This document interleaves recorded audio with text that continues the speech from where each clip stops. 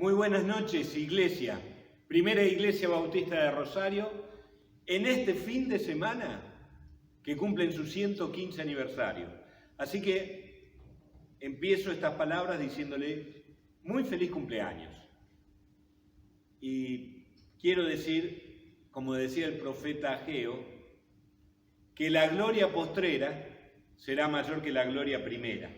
Así que en este deseo de feliz cumpleaños quiero animarlos, desafiarlos a que en el futuro vendrán tiempos de bendición, de avivamiento y de renuevo para ustedes. Así que adelante, Iglesia, en estos 115 años que han vivido cosas maravillosas, pero seguramente lo que viene es todavía más desafiante. Bueno, hoy quiero traerles una palabra que tiene que ver con hacia dónde vamos, con revisar nuestra vida, con desafiarnos.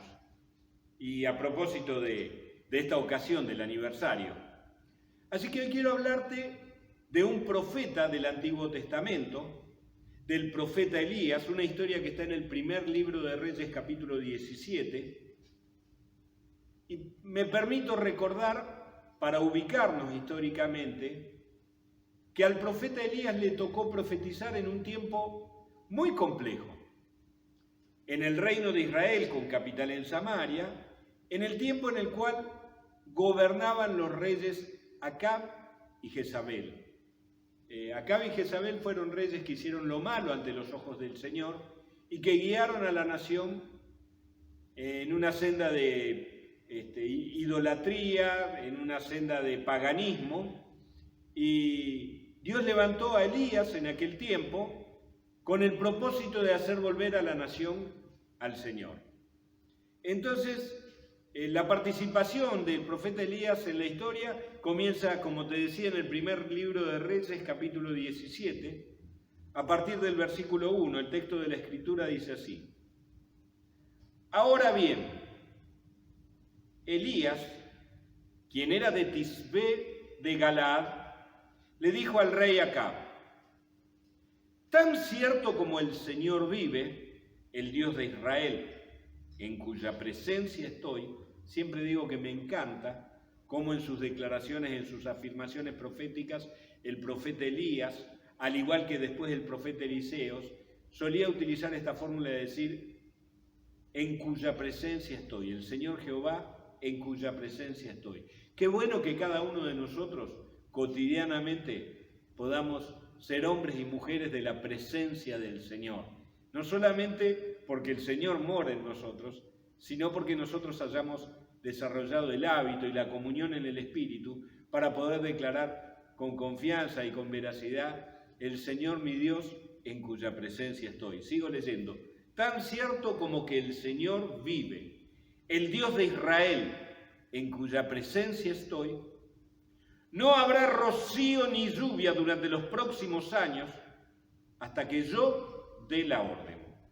Es decir, frente a esta situación de pecado, de idolatría de la nación, el profeta Elías, por mandato del Señor, declara sobre la nación que no iba a haber rocío ni lluvia, que no iba a caer agua.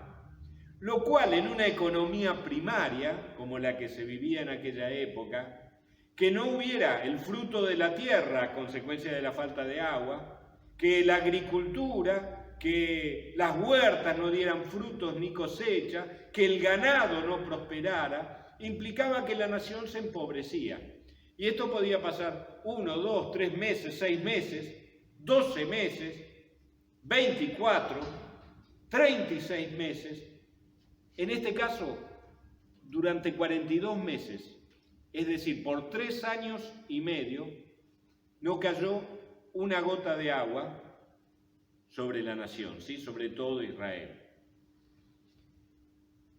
A continuación de esto, Elías tuvo que buscar refugio, se convirtió en algo así como un hombre buscado, y por así decir, los reyes Jezabel y Acab, sabiendo que por su palabra había venido este juicio de Dios, habían puesto precio a su cabeza, así que Elías se tiene que ir, Dios lo aparta y lo sostiene junto al arroyo Keriat y le da de comer por medio de los cuervos y toma agua del arroyo. A continuación le da de comer la viuda de Sarepta, que era una viuda muy pobre, pero por gracia de Dios y sobrenaturalmente se produce el milagro que se multiplique la harina de la tinaja y el aceite del frasco de la viuda, se multiplicaban cuando ella no tenía más que para dejarse morir con su hijo. Sin embargo, cada día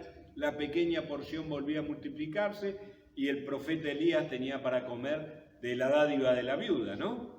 Y bueno, allí resucita el hijo de la viuda, una serie de eventos trascendentales a través de los cuales el Señor prepara al profeta Elías para un hecho trascendente en Israel, todo en este tiempo de sequía, ¿no?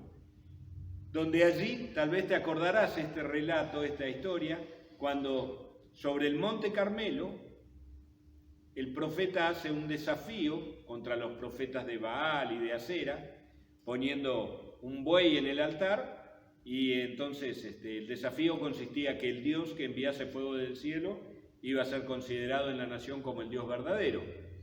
Así que durante la primera mitad de jornada, todos los 450 profetas de Baal, los 400 profetas de Acera, danzaron, hicieron rituales, gritaron, se cortaron, clamando que descendiera fuego del cielo, pero no bajó ni una sola chispa. Y cuando le tocó el turno al profeta Elías, después de mojar el altar, de hacer una canaleta, una zanja de agua, llenar todo de agua, cuando el profeta ora al cielo y clama para que descienda fuego sobre el altar, descendió un fuego terrible que consumió totalmente el buey del holocausto y quemó las piedras y no dejó nada, y fue impresionante, de modo tal que todo el pueblo que estaba presente, como si fuera una justa deportiva, reconoció que Jehová era Dios y no Baal, así que fue un día de avivamiento, de volver a Jehová, al Dios verdadero, para una nación que se había apartado. Y a partir de acá seguimos con la historia, y el relato nos cuenta que Elías se presenta ante el rey Acab nuevamente, y dice así, en Primera Reyes 18:41. Luego Elías dijo al rey Acab: sube, come y bebe, porque una lluvia grande se oye. Sube, come y bebe, porque se oye una lluvia grande. No había llovido por 3 años y medio, y ahora el profeta estaba declarando la lluvia. Pero yo quiero prestar atención al modo en el cual el profeta declara que vendría la lluvia. Dice, una lluvia grande se oye, es decir, el profeta podía oír el sonido de la lluvia, que evidentemente el rey Acab no lo podía oír. A veces nosotros podemos entender cuando viene la lluvia, no sé si habrás percibido algunas veces lo que nosotros llamamos el olor a la tierra mojada, cuando falta poco para la tormenta y parece que se impregna la atmósfera de un olor especial. Pero en este caso el profeta, yo digo que en los oídos de su espíritu, porque no fueron en los oídos naturales, él puede oír el sonido de la lluvia. Él puede percibir por revelación de Dios que el tiempo de sequía se acababa y que venía la lluvia, ¿sí? Y de tal modo él afirma en fe la palabra, la revelación que el Señor le había dado, ¿no? El sonido de la lluvia. Y de algún modo a este mensaje yo lo quiero titular de este modo, el sonido de la lluvia. Entonces el relato continúa en el versículo 42, diciendo así: entonces Acab, el rey Acab, fue a comer y a beber, como le dijo Elías. Elías, en cambio, subió a la cumbre del monte Carmelo y se inclinó hasta el suelo y oró con la cara entre las rodillas. Quiero invitarte a que prestes especial atención al modo de orar del profeta. Se inclinó hasta el suelo y oró con la cara o con la cabeza entre las rodillas. Luego le dijo a su sirviente: ve y mira hacia el mar. Su sirviente fue a mirar y regresó donde estaba Elías y le dijo: no vi nada. 7 veces le dijo Elías que fuera a ver. Finalmente, la 7ª vez su sirviente le dijo: vi una pequeña nube, como el tamaño de la mano de un hombre, una pequeña nube que sale del mar. Entonces Elías le gritó: corre y dile a Acab, sube a tu carro y regresa a tu casa. Si no te apuras, la lluvia te detendrá. Poco después, el cielo se oscureció de nubes y se levantó un fuerte viento que desató un gran aguacero, y Acab partió enseguida a Jezreel. Habíamos dicho que, en primer lugar, Elías ya había sentido, había oído en su espíritu el sonido de la lluvia, y aunque él lo declara, él no se queda de brazos cruzados esperando que la lluvia venga. Aunque él tenía la convicción de la palabra del Señor, él toma una actitud comprometida con la palabra y se va a la cima del Monte Carmelo, en aquel mismo lugar en donde había descendido fuego del cielo, y él se pone a orar, pero no con una oración liviana, light, sino el relato dice que se tira al piso y con la cabeza entre las rodillas empieza a clamar por la lluvia al Señor, la lluvia que el Señor ya le había revelado que vendría, pero él, comprometido con la palabra, empieza a clamar: Señor, envía lluvia. Alguna vez escuché la figura de que la posición de Elías, del profeta, orando con la cabeza entre sus piernas, de algún modo era similar a la mujer de una mujer pariendo, de una mujer que está dando a luz un niño. Y de algún modo, en su actitud de compromiso y en oración, el profeta oraba pariendo la lluvia en la cima del monte, clamando al Señor, comprometido con lo que Dios ya le había mostrado, pero él en clamor, poniendo su misma persona detrás de la palabra, comprometido con lo que Dios habría de enviar, ora y lo manda a su siervo: anda a ver si el cielo se oscurece. Nosotros diríamos: anda a la esquina a ver si llueve, ¿no? Y el siervo del profeta va una vez y no pasa nada, 2, 3, 4, 5, 6 veces y no pasa nada, hasta que la 7ª vez el muchacho le dice: veo una pequeña nubecita, una manito que sale del mar.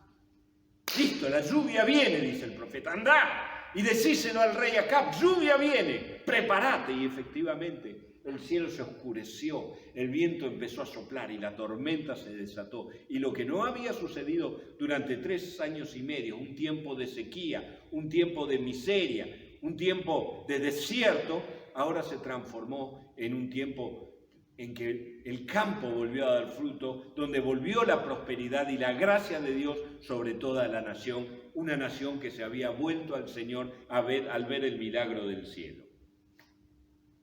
Me hace acordar esto, la actitud del profeta, a esa parábola que contó el Señor Jesús, la parábola de la viuda persistente que va a peticionar justicia ante el juez injusto y que al juez no le interesaba hacer justicia. Sin embargo, la actitud de la mujer, de esta viuda, que fue tantas veces a golpear la puerta del juez, produjo en el juez una respuesta de decir: aunque no me interesa hacer justicia, aunque sea para sacarme de encima a esta mujer, le voy a hacer justicia. Y el Señor Jesús, al hacer esta parábola, reflexiona: no hará el Señor con aquellos que de modo perseverante se presenten en oración, invitando a la oración perseverante, persistente, esa actitud de no abandonar, de no aflojar y de no quedarnos en el camino, por aquello que creemos que es justo delante del Señor.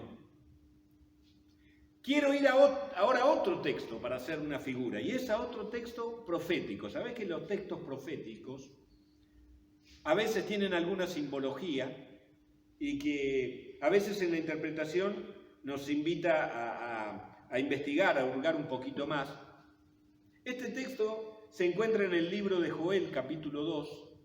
Tal vez para ubicarte, el libro de Joel, capítulo 2, es aquel que después recita el apóstol Pedro en el día de Pentecostés, cuando dice, no están llenos de mostos, cuando escuchaba la multitud a los discípulos hablar en lenguas, y les dice, porque como dijo el profeta Joel, en los postreros días derramaré mi espíritu sobre toda carne, y vuestros hijos y vuestras hijas profetizarán, vuestros jóvenes verán visiones, vuestros ancianos soñarán sueños, y derramaré mi espíritu sobre toda carne. Bueno, todo esto es parte del capítulo 2 del libro Joel.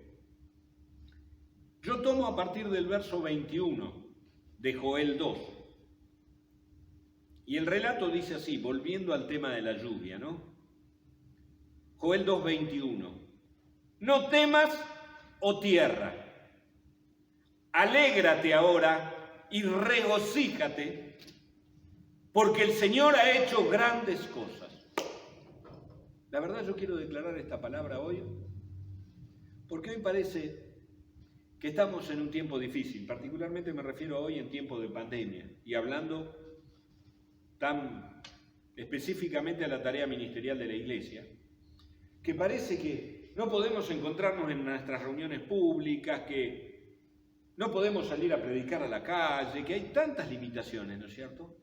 Y de algún modo, sobre tantas personas hay una desazón, una tristeza, una angustia, multiplicada por motivos económicos, por cuestiones de salud, porque no podemos ver a nuestros queridos, no podemos abrazarnos.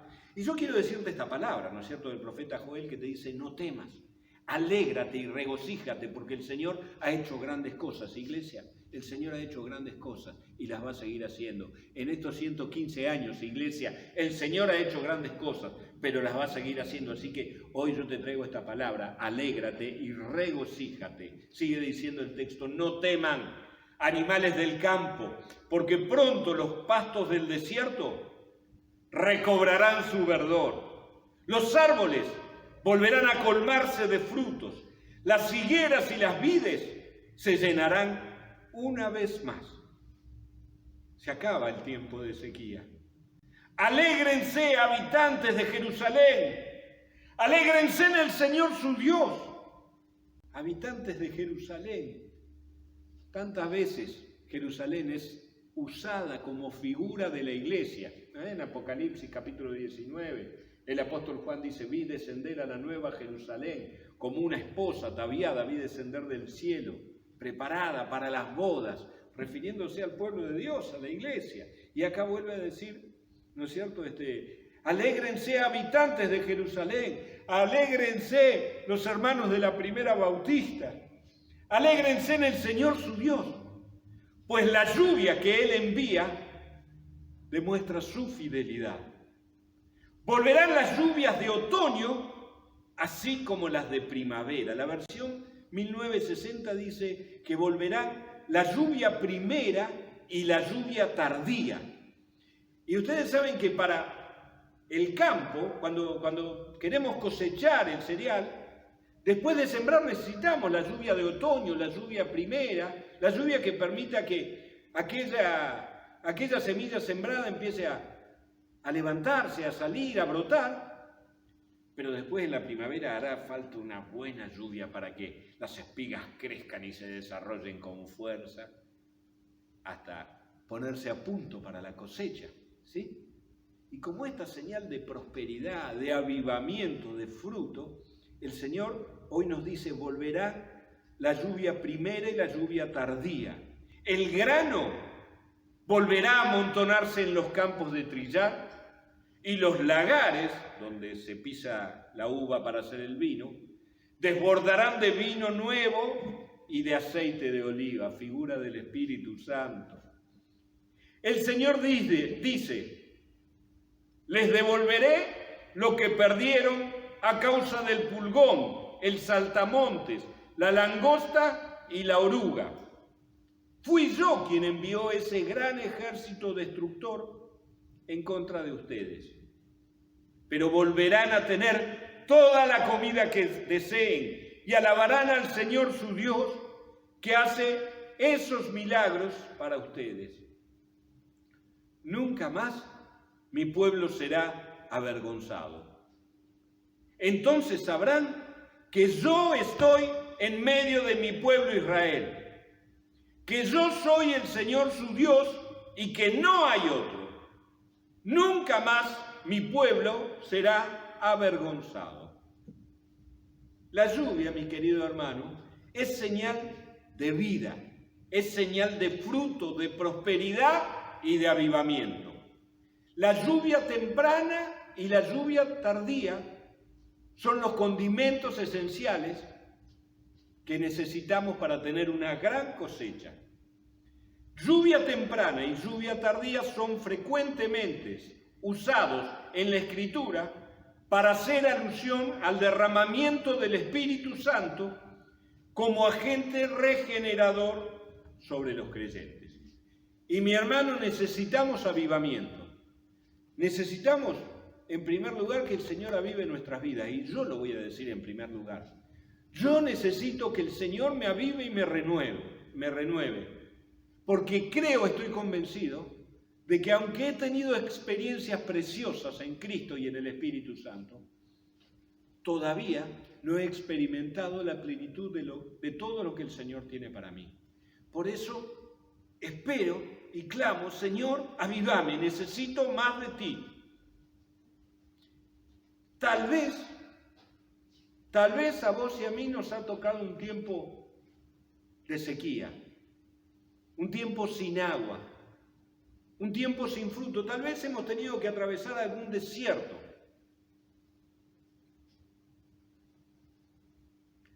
Tanto en la esfera de lo personal como en la esfera de lo congregacional. Tal vez hemos atravesado últimamente tiempos de dificultades, de necesidad, aún en lo espiritual, tiempos en los que parecía que buscábamos al Señor y que nuestra oración nos costaba que pasara el cielo raso. Daba la impresión que el vínculo con el Señor estaba cortado. Tiempos de dificultad, de crisis, tiempos de desierto, tiempos de sequía. Tal vez como congregación hemos atravesado tiempos difíciles. Pero en esta noche, junto con el profeta Elías, Iglesia Primera Bautista de Rosario, yo quiero decirte, yo puedo oír el sonido de la lluvia. Se escucha una lluvia abundante que viene. Avisale, así como Elías le avisó al rey Acab, que era el enemigo, avisale al enemigo. Ahí dice que se acabará la plaga del pulgón, del saltamontes, y el diablo va a tener que devolver todo aquello que nos robó. La bendición que pertenecía a nosotros, en lo personal, en lo familiar o en lo congregacional, el enemigo va a tener que devolverlo. Ahora te digo, aunque Elías podía oír el sonido de la lluvia, sin embargo no se quedó cruzado de brazos esperando que lloviera, sino que se comprometió con la palabra. Y se fue a la cima del Monte Carmelo y empezó a clamar para que venga la lluvia de avivamiento. Y él mismo se comprometió con esta causa y con esta palabra del Señor. Hoy es tiempo que venga lluvia de avivamiento. Y la lluvia de avivamiento viene sobre aquellos que tienen sed. Hoy es tiempo que venga esa lluvia de renuevo espiritual en tu vida, en tu casa y en la iglesia. Hoy es tiempo que venga lluvia de cosecha, para que veas el fruto del esfuerzo, del trabajo, el fruto del ministerio. Hoy es tiempo de que venga la lluvia del cumplimiento de los sueños de Dios en tu vida, en tu familia y en la iglesia. Y yo voy a terminar con algunas pocas ideas esta palabra. ¿Vos pudiste oír el sonido de la lluvia? ¿Escuchaste? ¿El Señor te habló? ¿Oís llover? Algunas ideas. Primero, hoy, iglesia, yo quiero invitarte que agucemos el oído. A esta altura de mi vida a veces se me escapan algunas voces y algunos sonidos. Pero vos sabés cómo es la actitud cuando uno quiere escuchar un poquito más allá de lo que nos da, ¿no? Como uno parece que con la atención, con la disposición, como que esmera la capacidad auditiva de nuestro oído para ir un poco más. Si queremos oír la voz del Espíritu Santo y si queremos oír el sonido de la lluvia, hoy, iglesia, es necesario que agucemos el oído, nuestros oídos espirituales, para que, al igual que el profeta Elías, podamos oír el sonido de la lluvia que viene. Había un viejo comedia musical, una obra musical que decía El diluvio que viene, se llamaba, ¿no? De Miguel Ángel Trelles era el protagonista. Y se escucha el sonido de la lluvia, el diluvio que viene. Segunda idea que te comparto. No te quedes sentado esperando, porque los sueños de Dios para tu vida y los sueños de Dios para la iglesia hay que parirlos en oración, en clamor. Los tenemos que dar a luz en el mundo espiritual como Elías. Aunque oigas el sonido de la lluvia, comprometete en oración, en clamor, con tu servicio, con tu trabajo, para que la lluvia que oíste la puedas ver con tus ojos. No te quedes inmóvil, en una actitud ociosa, esperando que Dios cumpla. Él quiere que vos y yo seamos parte de la lluvia que viene.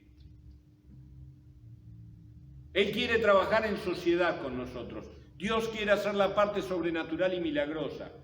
Pero vos y yo nos tenemos que comprometer y hacer la parte natural y tenemos que transpirar la camiseta por esto. En tercer lugar, quiero animarte a que puedas parir los sueños de Dios, pujando en oración, con determinación, con visión, hablando los sueños que el Señor puso en tu vida, declarándolos, trabajando, esforzado, decidido, como quien sabe lo que le espera y lo alcanza por medio de la fe, de un modo práctico. Cuarta idea que te comparto. Viene la lluvia temprana y la lluvia tardía, la lluvia de avivamiento. Ahora te digo, el avivamiento va a venir y la renovación espiritual sobre aquellos que tienen sed, sobre aquellos que desean más. Como decía el Salmo 42, el salmista decía, como el ciervo brama por las corrientes de las aguas, así clama por ti, oh Dios, el alma mía. Mi alma tiene sed de Dios, del Dios vivo. O como el Señor Jesús, ahí en el Evangelio de Juan, capítulo 7, declara, dice que en el último día de la fiesta nuestro Señor se puso en pie y clamando a gran voz gritó, si alguno tiene sed, venga a mí y beba. De su interior correrán ríos de agua viva. De algún modo debe haber en nosotros la actitud de esperar algo nuevo, de clamar, de necesitar más, de tener esa expectativa sobrenatural, de no estar conforme, de sentirse insatisfecho, de creer que Dios tiene otra cosa para mí, para mi familia, para mi iglesia, para mi ciudad.